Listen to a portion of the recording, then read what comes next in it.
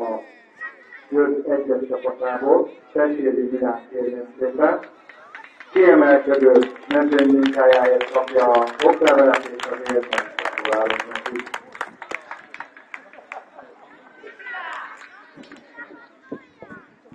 Kilizi egyes csapatából Mező Dezső kérném szépen, a gólelő támadójátékért kapja a elismerést.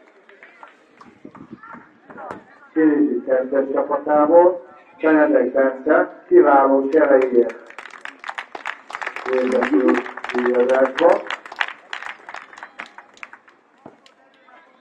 Vezeti Farkasok részéről Tóth Patrikot kérnénk, aki hatékony támadójátékával tűnt ki a többiek közül.